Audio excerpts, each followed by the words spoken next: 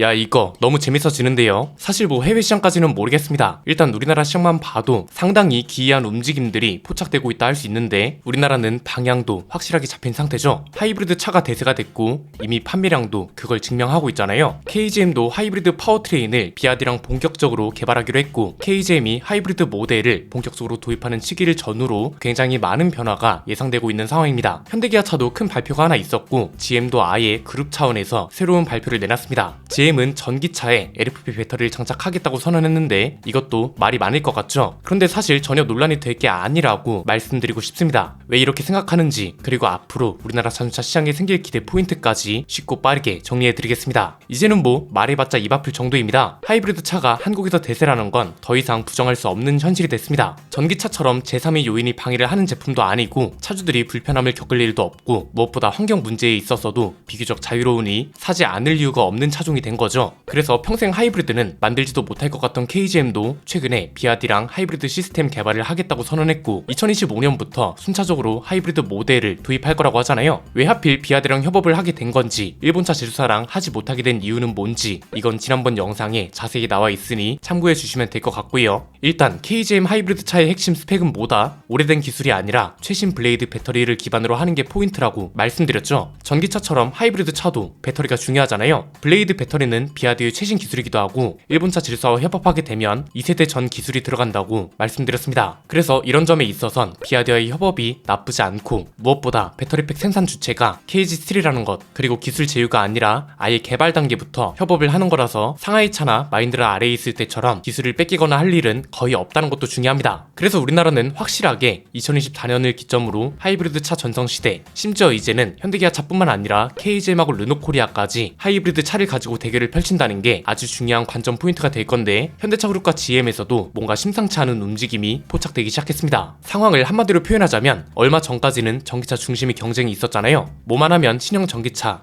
가격 경쟁, 전기차 스펙 대결, 하다못해 국가 정책도 얼마나 전기차에 친한 적인지, 국가별로 자국 전기차에 어떻게 혜택을 주고 어떤 식으로 경쟁력을 갖추게 하는지, 이런 게 평가 요소였습니다. 그런데 이게 이제는 하이브리드 차로 넘어왔다고 보면 될 것 같습니다. 사실 이건 시기상 자연스러운 겁니다. 작년까지는 전기차 기술력 과시, 우리는 전기차도 이 정도로 만들 수 있다는 걸 과시하는 시기였다고 봐야 하고, 지금은 현실적인 계획으로 수정하는 단계라고 했었잖아요. 그 중에 하이브리드 차에 집중하는 것도 포함된다고 보면 될 것 같습니다. 이건 역시 당연한 겁니다. 전기차보다 하이브리드 차가 지금은 가장 잘 나가면서 무엇보다 안정적으로 팔리고 있다는 것도 중요한 포인트라고 볼 수 있는데, 그래서 지금 현대기아차도 그렇고 다른 글로벌 제조사들도 변화가 많다는 거죠. 우선 최근에 다뤄드린 거 있죠. 기아가 중국산 하이브리드 엔진을 한시적으로 국내에 도입하기로 했습니다. 국내에서 생산되는 엔진을 소렌토같이 국내에서 아주 잘 팔리는 하이브리드 차에 도입한다는 게 중요한데요. 이렇게 결정한 이유는 뭐다? 수요가 몰리고 있다는 게 확실한 상황이고, 그렇기 때문에 회사 입장에선 공급 물량 조절에 최선을 다해야 하는 게 당연한 거니 그런 거겠죠. 중국 공장 엔진 생산량에 여유가 있기 때문에 국내 물량 공급에도 도움을 주고, 노조와도 이미 협의가 끝난 상태입니다. 여기에 더해서 소형 SUV에도 하이브리드 모델을 추가하겠다, 셀토스 하이브리드 모델을 도입하겠다는 계획도 같이 발표했잖아요. 심지어 산타페가 하이브리드가 대세라는 걸 확실하게 증명해 주기도 했습니다. 지난달에 겨우 2주 동안 하이브리드 모델 고객 인도가 있었단 말이죠. 이 말은 하이브리드 모델 판매량이 통계 자료에 겨우 2주치만 반영됐다는 소린데, 그럼에도 7등이던 차를 한순간 3등으로 끌어올려줬다는 건 파급력이 어마어마하다는 소리거든요. 이렇게 하이브리드 차 인기가 확실한 상태에서 하이브리드 차를 원래부터 잘 만들어 팔던 회사들은 방향을 확실히 잡고 움직일 수밖에 없다는 거죠. 자, 그런데 문제는 하이브리드 차를 딱히 적극적으로 만들지 않았던 브랜드입니다. 아마 대표적인 것 중 하나가 GM일 겁니다. 대부분이 모르고 계실 것 같은데, 한국 GM이 국내에 하이브리드 모델을 도입했었다는 거 알고 계시나요? 거의 아반떼 쿠페가 있었다는 것만큼 안 알려졌다고 보시면 되는데, 그럴 수밖에 없습니다. 애초에 쉐보레가 하이브리드가 유명한 브랜드도 아니고, 당시 나왔던 차가 말리브 하이브리드였는데, 한국 GM도 이 당시 하이브리드 모델이 출시됐다는 걸 대대적으로 홍보하지 않았습니다. 하이브리드 차가 두드러지지 못한 브랜드라고 해서 해결책이 없는 건 아니죠. 지금 전기차 시장에도 돌파구가 필요한 상황이잖아요. 가장 중요한 게 가격을 어떻게 내리느냐인데, 이건 단순히 가격을 저렴하게 팔아야 한다는 게 아니라 하이브리드 차 대신 전기차를 사야 하는 명분을 만들어 주려면 가격 정상화가 꼭 필요하다고 봐야 합니다.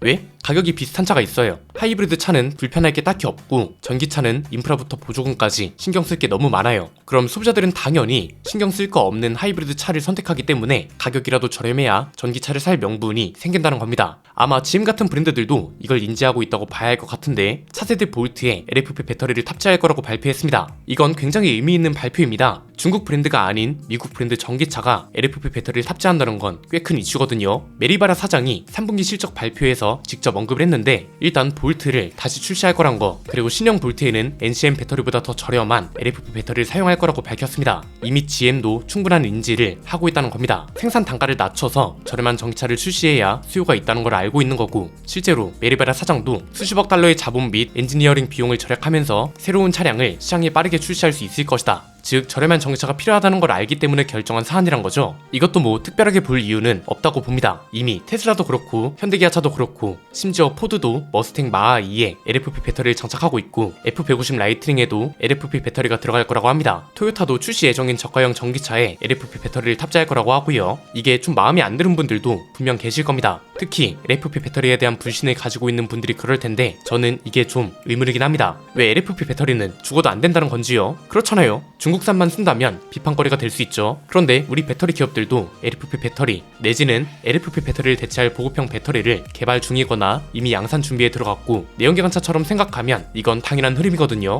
내연기관차도 모든 차가 고성능, 고배기량, 품질 좋은 엔진을 쓰지 않습니다. 어떤 차는 저렴한 엔진을 쓰고 어떤 차는 성능보다는 가격과 연비에 초점을 맞춘 엔진을 씁니다. 이건 무슨 말이냐면 전기차라고 해서 특별한 잣대를 들이밀 필요가 적어도 소비자들 입장에선 없다는 거죠. 산업 제품은 특히나 저렴한 가격과 좋은 상품성이 필요합니다. 기술자나 업계 종사자들한테는 비판거리가 될 수 있지만 일반 소비자들한테는 굳이 그렇게 엄격한 잣대가 필요하지 않을 수도 있다는 거죠. 진짜 LFP 배터리를 쓴다는 게 사회적으로 너무 큰 문제가 된다면 일반 소비자들 차원에서도 불매운동 같은 거라도 있어야겠지만 그 정도는 아니란 겁니다. 그래서 방향은 어차피 정해져 있다는 거고요. 아주 상식적인 차원에서 생각하면 지금 친환경차 시장에는 저렴하고 좋은 상품성 좋은 차가 필요하고 소비자들도 이걸 기다리고 있다는 겁니다. 하이브리드 차를 잘 만들 수 있는 브랜드는 하이브리드 차를, 그렇지 못한 브랜드는 전기차를 저렴하게 만들 수 있는 방법을 택하고 있는 겁니다. 굳이 이건 해외 시장까지 머리 아프게 볼 필요 없이 우리나라만 봐도 상당히 흥미롭게 흘러갈 겁니다. 2024년을 시작으로 하이브리드 신차가 대거 출시될 거고 전기차도 가격 경쟁이 더욱 치열해질 거라서, 그리고 무엇보다 기존에는 하이브리드 차를 만들지 않았던 브랜드들도 참전할 거라서 더욱 기대가 되는 것 같네요. 오늘 내용은 여기까지입니다. 내용이 유익하셨다면 구독과 좋아요, 알림 설정 부탁드립니다. 지금까지 저는 안피디였습니다. 감사합니다.